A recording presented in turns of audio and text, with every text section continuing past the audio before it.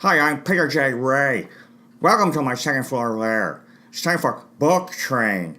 Book Train. Da da da da da da da. It's a it's a book train. Bum bum bum bum. Today's topic is Resalest Remarkable Books number 13. Hope I got the number right. Yes. Okay. The first book today is Presidential Lottery by James A. Michener, 1969. This is an outstanding book. It's relatively short for Michener. He tends to write very long books, and it's very prophetic. He argues that the U.S. presidential election system should be reformed, and he's in favor of abolishing the Electoral College, and of course, we have these elections where the winner or the loser actually has more votes. This happened in the last election. Hillary Clinton had more votes than Donald Trump, and happened also in 2000 when Al Gore had more votes than George W. Bush. So anyway, I believe that Michener says, well, let's just count the votes, count the total. And now the opponents of this, of his opinion, would argue that, well, then the candidates would simply campaign in the big cities, and they would ignore basically all the states with low populations. Like Wyoming, Nebraska, Kansas, and so forth. That they just campaign in California, Florida, New York, and the East Coast, Chicago, and Denver, Texas, and so forth. So anyway, it's controversial, but anyway, James Michener weighed in on in this book on his opinion. Very important topic. The next book is Collision Bend by Les Roberts, 1996. Another Milan Yakovich thriller. The murder mystery set in Cleveland, Ohio. This private investigator who cracks the case, a real thriller case, and gets you get to the flavor of Cleveland. When I was reading these in Manila, I was homesick for Cleveland, Ohio, and anyway, and again, he usually makes references to Cleveland sports, which always gets my attention, makes the books very compelling. He's a good author. This Milan Yakovich is a nice fella. I've read the books I've read. I think there's more than 20 I've read, about 15. And he's an endearing character. He's a good guy. And so I recommend the books. I've communicated with the author, Les Roberts, on Facebook. There's been some discussion that his books will be made into films, although not yet. The next book is How Children Fail by John Holt, 1964. This is an outstanding book. It condemns traditional education, very similar to Maria Montessori and the Waldorf philosophy, and it makes the case that schools should be fun, schools should be enjoyable and meaningful, and children should not be afraid, and they should have opportunities to grow, and basically have kids, children are all different, and when we enter the workforce, there's an infinite, well, not infinite, but many, many different jobs you can get that are all different. But in school, the children are all forced to do the same thing very often. And this leads to frustration. Some students can do well in school, others don't. And then they have a sense of being failures, that they're lazy, they're no good, and so forth. And you also with the whole grading system, children receive grades. And if all the students received A's, then it's almost like they have no meaning. So you need to have students with low grades. Well, what does that do to them? What does it do to kids who get very low grades? It has a bad effect. It teaches them either that they're stupid, they're lazy, or whatever. And so that's another interesting point. We do need to work hard in life, but what do low grades do to kids? I have a good friend who got low grades throughout growing up, and he's a very smart fella, actually. He just had trouble concentrating. Anyway, it's an interesting topic. It's very important. Raising children in school. The next book is People of the Wolf by W. Michael Geer and Kathleen O'Neill Geer, 1990. Now, this is this couple that wrote so many amazing historical novels depicting American Indians in the past. And this one, I believe, is the oldest, because it goes back 12,000 years ago, when the story of how people first came to America, from Siberia, across the Bering Strait during the Ice Age, when there was a land bridge. And these characters in the novel include Wolf Dreamer, Raven Hunter, Dancing Fox. It's the traditional story of good and evil, courage, vision, leadership. An incredible story. These people who decided to let's see what's on the other side. and who ended up populating North and South America. Very fascinating topic. The next book is Shoeless Joe by W.P. Kinsella, 1982. This is the novel from which the movie Field of Dreams was based. And it's it's one of my favorite movies. It's a wonderful baseball movie, and talks about heaven in Iowa, the 1919 Chicago Black Sox, Shoeless Joe Jackson.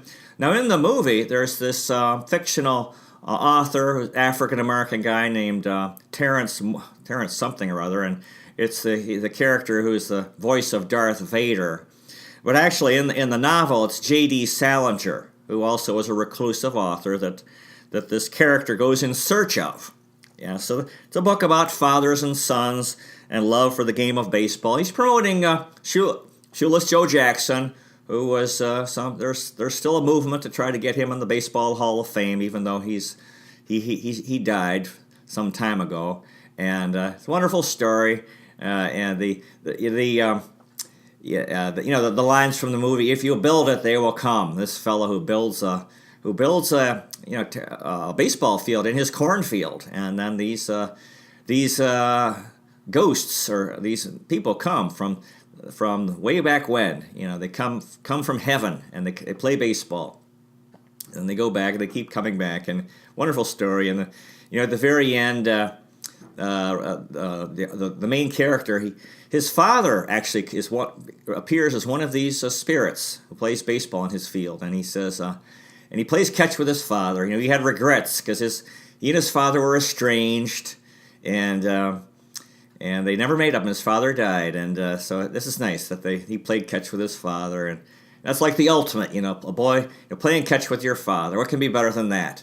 For an American guy, and because it's playing catch with your dad. Nice, real nice situation, and. Yeah, so this is I love the movie, and this is the book that it's based on. Very, very creative, And the Shoeless Joe asks him, "Is this heaven?" And when the movie, Kevin Costner says, "Oh, it's Iowa." And actually, in reality, when the movie was filmed, they built this baseball diamond, and then afterward, everybody left, and the farmer plowed under the field, was putting it back to corn. To a field to grow corn, and then his wife said, "Why'd you do that?" And then eventually, he actually rebuilt the field, and now it's a tourist attraction. You can go there. A lot of people love going there to see this site for this very touching movie about baseball and fathers and sons, and so nice that this character is promoting Shoeless Joe Jackson. He felt he was unjustly banned from baseball. Wonderful book and movie. The next book is The Scarlet Letter by Nathaniel Hawthorne, 1850. This is a classic American novel. It was traditionally taught in American high schools. Somehow I came across a copy of Jane Faulkner. It was a family friend. And I'm not sure if I read this in high school. A lot of the books you read in high school are too hard, so maybe you give it a shot later. And I don't know if I read this, but this is a very, very fine novel. It takes place in, the characters include Hester Prynne and Reverend Arthur Dimmesdale Pearl. It's set in 1650 Boston. Just imagine. This is very, very early in American history because the first English colonists came around 1607 to Virginia and Massachusetts around that time. And the story, Hester commits adultery with the pious priest and has to wear a red A on her dress as punishment so that everyone would know that she had committed adultery. This was her punishment. I don't really think the priest was punished because, it was double standards, and he was not only a man, but he's also a religious leader.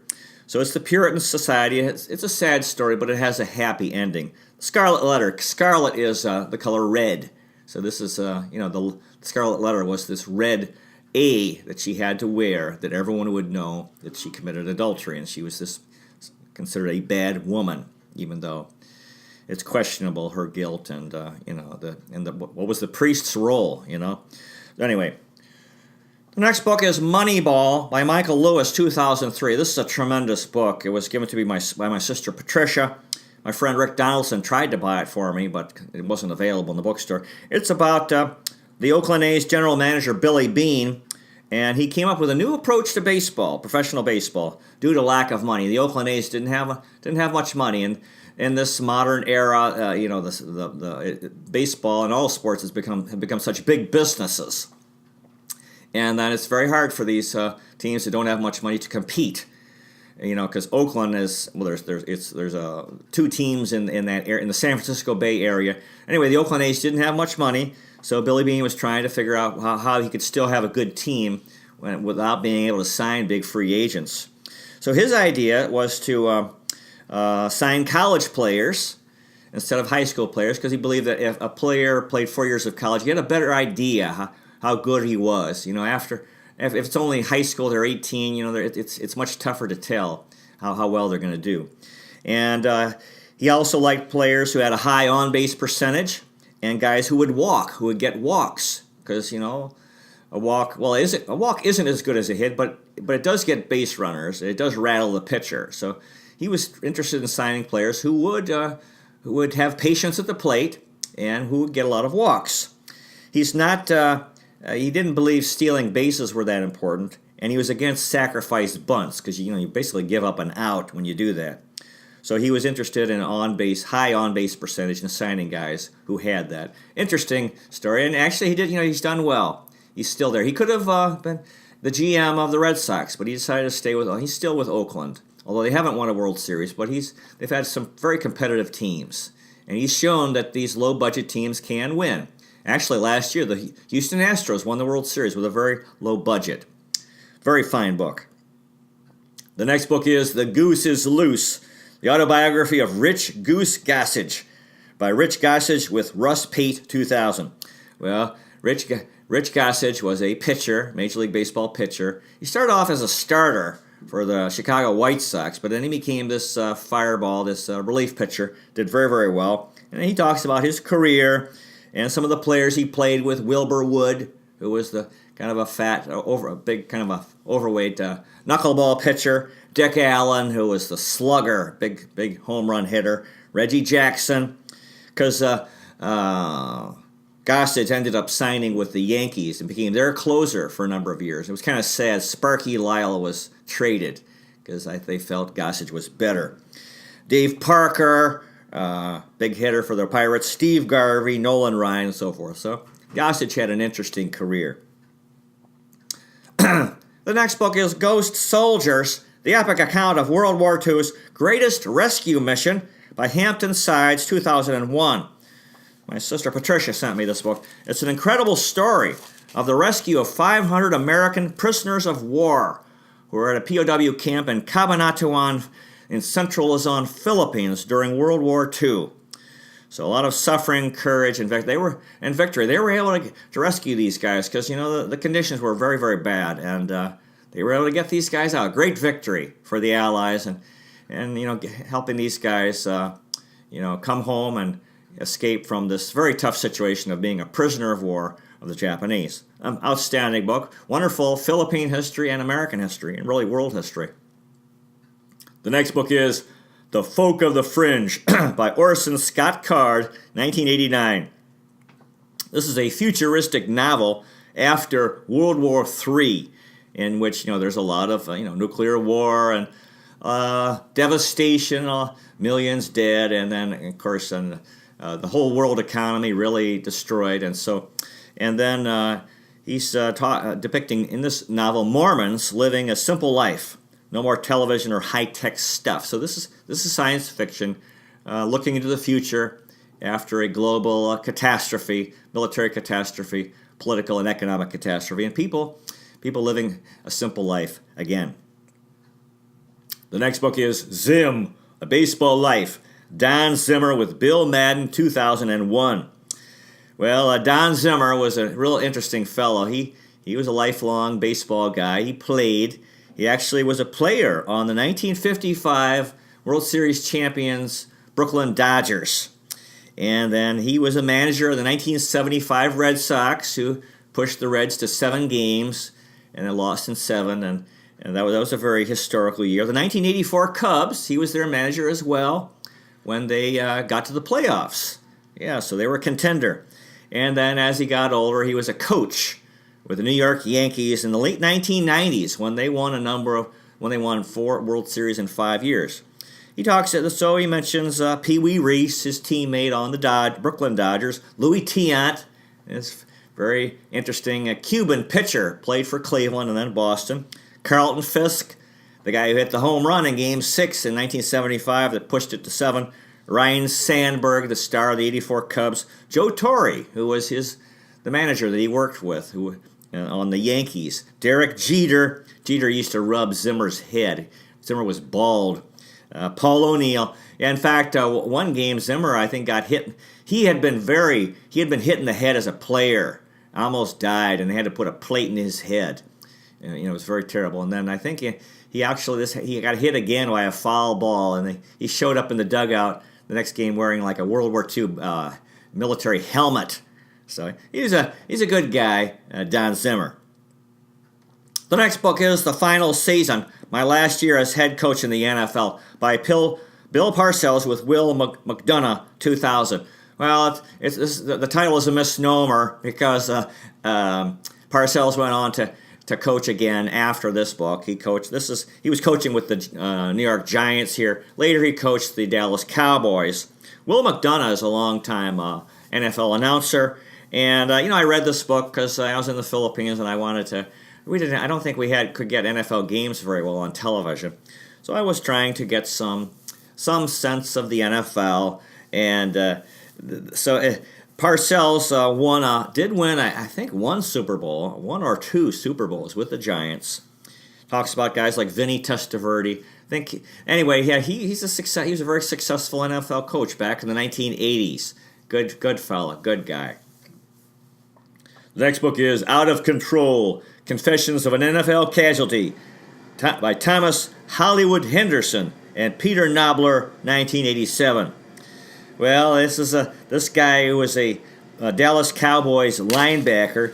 He played in the 1970s. He's very honest about his life. He had a drug addiction, and he was kind of well known for being kind of arrogant, outspoken.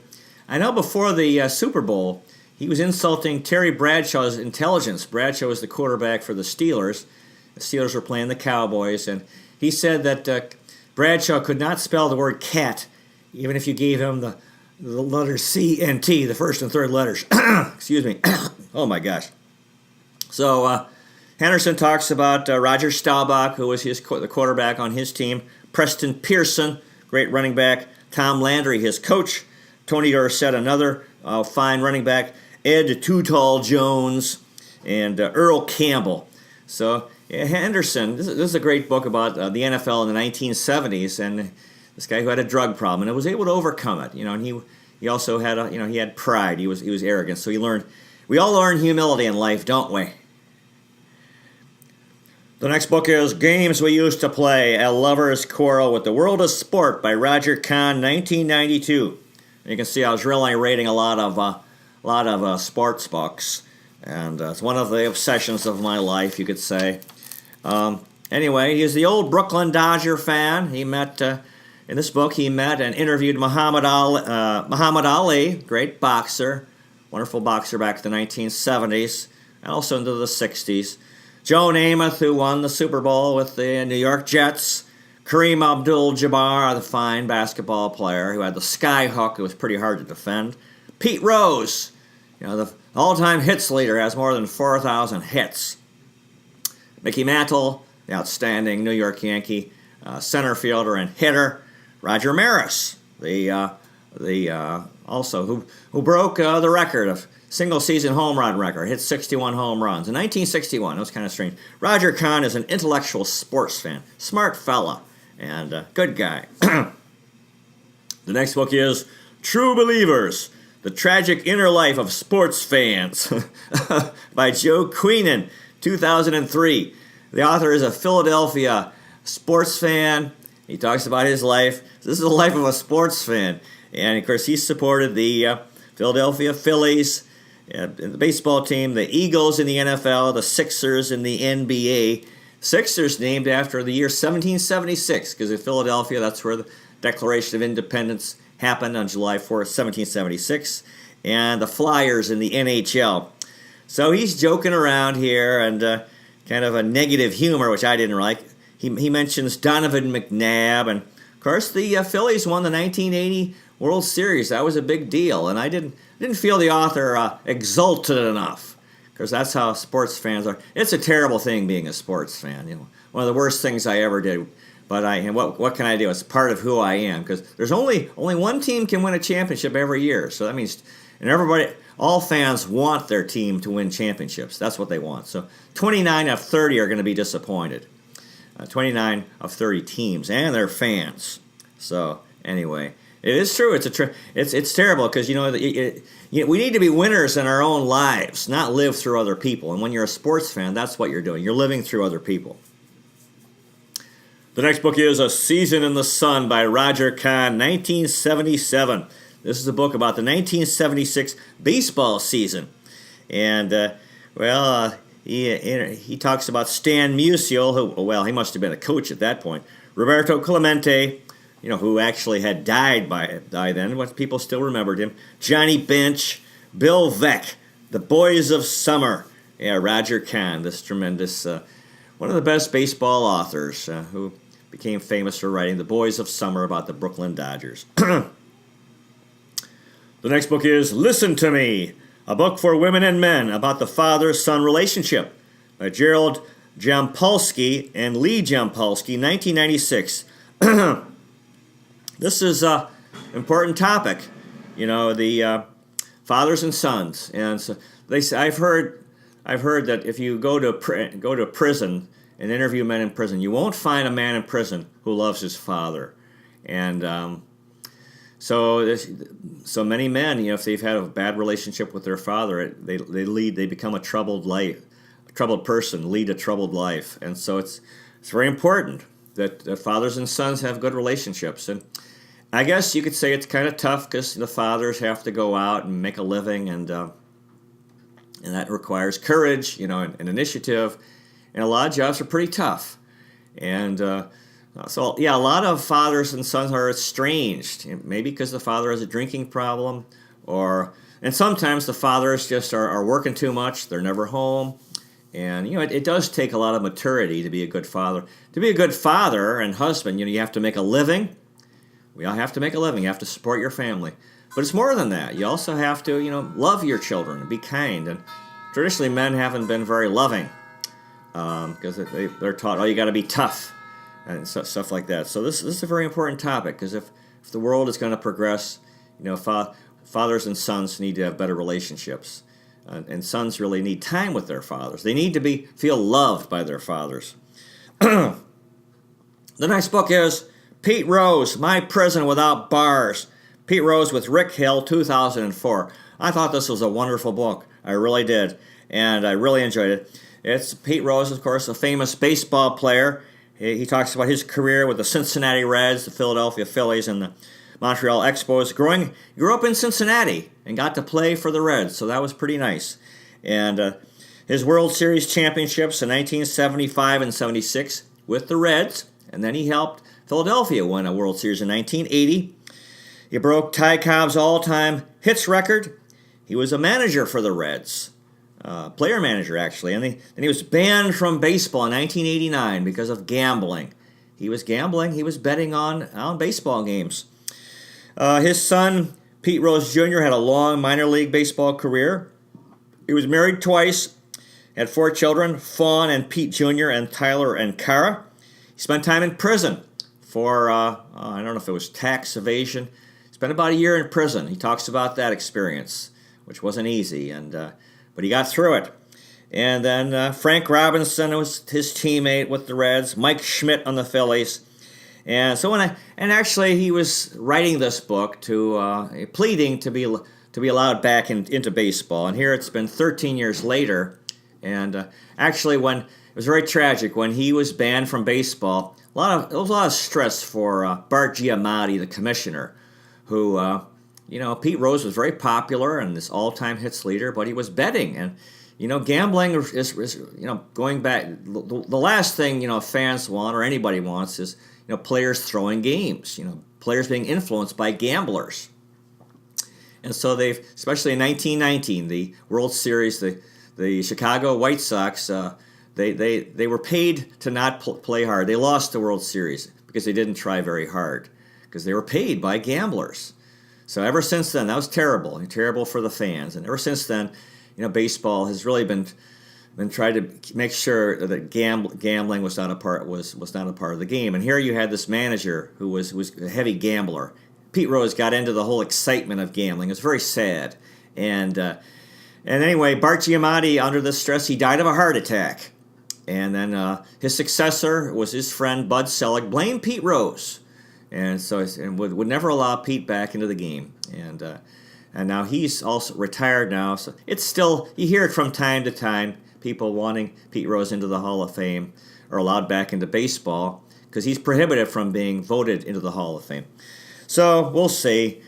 Pete Rose is getting older, and I don't know. He still wants that, and he's not a perfect guy. He actually makes a lot of money out in Las Vegas signing autographs, but he talks to people. Yeah, he's kind of self-centered, but he's a human being, and he made a lot of money, became famous, and yeah, he did make mistakes. But I personally am in favor of letting him back into baseball so he can be in the Hall of Fame.